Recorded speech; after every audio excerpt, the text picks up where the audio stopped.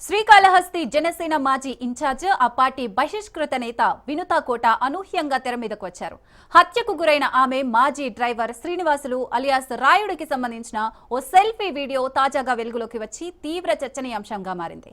MLA Bojjala Sudheer Reddy తన ద్వారా వినుతా ఆమె భర్త చంద్రబాబుపై కుట్రపన్నారంటూ రాయుడు ఆ వీడియోలో చెప్పడం సంచలన చర్చకు దారితీసింది. వినుతా కోట తాజాగా ఓ సెల్ఫీ వీడియో రిలీజ్ చేసి ట్విస్ట్ ఇచ్చారు. జైలుకు వెళ్లామన్న బాధ కంటే హత్య చేశామని చెప్పడమే బాధగా ఉందని ఆ వీడియోలో ఆవేదన వ్యక్తం చేశారు. ఈ కేసులో తప్పు లేదు కాబట్టే వెంటనే బెయిల్ వచ్చిందని అన్నారామె.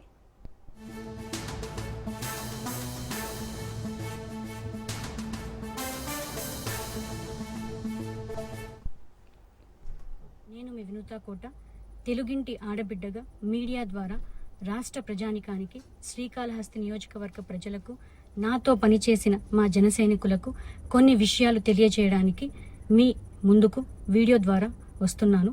మనసు నిండా పుట్టెడు బాధతో మీ ముందుకు వచ్చాను. మేము చేయని తప్పుకి మేము జైలుకు వెళ్ళినందుకు కూడా నాకు బాధ లేదు, కానీ మేము చంపాము అని మీడియా ఛానల్లో ప్రచారం చేయడం నాకు చాలా చాలా చాలా బాధ వేసింది. అతని చావులో మా ప్రమేయం లేదని గౌరవ కోర్టు భావించింది కాబట్టే నాకు 19 రోజుల్లో బెయిల్ వచ్చింది. సబ్సిక్వెంట్లీ 1 నెలలో మా అందరికీ బెయిల్ వచ్చింది. మేము ఫారెన్లో లక్షల జీతాలు వదులుకొని రాజకీయాల్లోకి వచ్చింది ప్రజలకు సేవ చేయడానికి, కానీ మనుషుల ప్రాణాలను తీయడానికైతే కాదు. అలాంటి మనస్తత్వం మాది కాదు. ఈ కేసులో మాకు ఎలాంటి సంబంధం లేదని గౌరవ కోర్టులో మేము నిరూపించుకొని క్లీన్ చీట్తో తప్పకుండా ఈ కేసు నుండి బయటకు వస్తాం. ఈ కేసు మనసు నిండా పుట్టేడు బాధ ఉంది. చెయ్యని తప్పుకు జైలుకు వెళ్లిన బాధ లేకపోయినా మేము చంపామని ప్రచారం చేయడం చాలా బాధ కలిగిస్తోంది. రాయుడి చావుతో మా ప్రమేయం లేదని కోర్టు భావించింది కాబట్టే 19 రోజుల్లో బెయిల్ ఇచ్చింది. నెల రోజుల్లోనే కేసులలో ఉన్న వారందరికీ బెయిల్ వచ్చింది.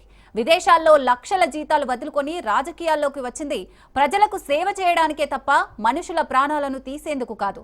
అలాంటి మనస్తత్వం మాది కాదు అన్నారు.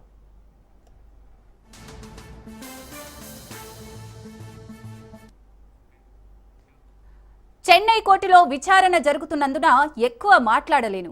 ఏ తప్పు చేయలేదు. నిజానిజాలు శివయ్యకు తెలుసని అన్నారు. ఎలాంటి సంబంధం లేదని ఈ కేసులో క్లీన్ చిట్తో బయటకు వస్తామన్నారు. జనసేన అధినేత పవన్ కళ్యాణ్ ను కలవడానికి ప్రయత్నిస్తున్నామన్నారు. కాబట్టే మీడియా ముందుకు రాలేకపోతున్నామన్నారు. కుట్రకు సంబంధించిన అన్ని ఆధారాలతో త్వరలో మీడియా ముందుకు వస్తామన్నారు. న్యాయం ఎప్పటికైనా గెలుస్తుందన్నారు.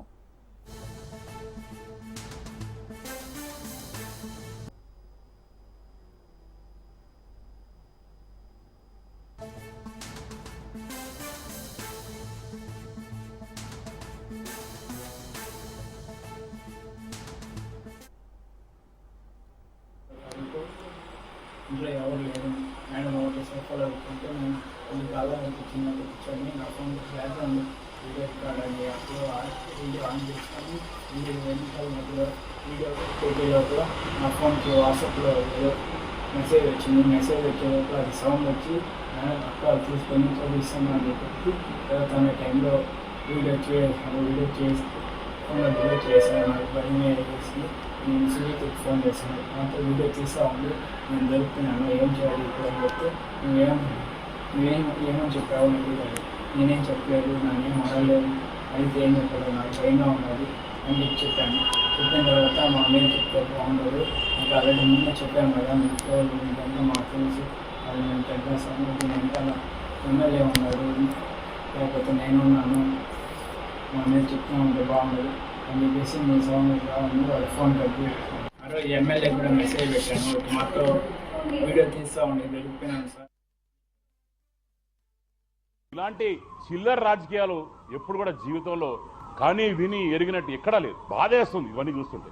అప్పుడప్పుడు అనిపిస్తూ ఉంది ఏ రకంగా వీళ్ళు పోతా ఉన్నారు అంటే మర్డర్ చేసేసి రెడ్ హ్యాండెడ్ గా సీసీటీవీలో దొరికిపోయి చెన్నై ఎస్పీ గారు వచ్చి ఓపెన్ గా చెప్పిన తర్వాత వీళ్ళు ఇంకా కూడా బయట వచ్చి సెల్ఫీ వీడియో ఆమె చూశాను నేను. నాకేం సంబంధం లేదు కాబట్టి నాకు బెయిల్ వచ్చింది. మర్డర్ చేసిన వాళ్ళు ఎవరికన్నా బెయిల్ వస్తుంది, దాని తర్వాత ఎంక్వైరీ జరుగుతుంది, దాని తర్వాత శిక్ష పడుతుంది. బెయిల్ వచ్చినంత మాత్రాన వీళ్ళు మర్డర్ చేసిన కాదు కదా. రెడ్ హ్యాండెడ్ దొరికిపోయి ఒప్పుకున్న తర్వాత ఈ రోజు సెల్ఫీ వీడియోలు పెట్టడం ఏంటండి? అలానే నేను ఒకటే ఇంకోటి కోరుకుంటున్నాను, స్ట్రిక్ట్ గా దీన్ని దర్యాప్తు చేయాలా. నేను దేనికైనా సిద్ధంగా ఉన్నాను, ఏ ఎంక్వైరీకైనా సిద్ధంగా ఉన్నాను. ఎక్కడ రమ్మంటే అక్కడికి వచ్చి మాట్లాడతాను. డెఫినెట్ గా దీని మీద చర్యలు తీసుకోవాలా. డెఫినెట్ గా ఎవరైతే ఎస్పీ గారు మేము కూడా కంప్లైంట్ ఇస్తాం. ఇది ఎంత మాత్రం కరెక్ట్ గా ఉంది వీడియో అని చెప్పి కనుక్కుంటాం. అలానే నేను మా ఎస్పీ గారు కూడా మాట్లాడడం జరిగింది. నేను పర్సనల్ చెప్పడం జరిగింది. మీకు గుర్తుండొచ్చు, ఆయన చనిపోయిన రోజు మాడిన తర్వాత నేను ఇప్పటివరకు ఏ రోజు మాట్లాడలేదు. అది డెఫినెట్ గా చూస్తే నిజంగానే అది నమ్మేటట్టు కూడా లేదు. ఏ రకంగా వాళ్ళు బుడలు తల్లుతా ఉన్నారు. ఈ వీడియో ఒకవేళ నిజమైతే చంపే ముందర అతన్ని ఏమేమి టార్చర్ పెట్టినారో అనేది ఒకసారి అందరూ ఆలోచించారు.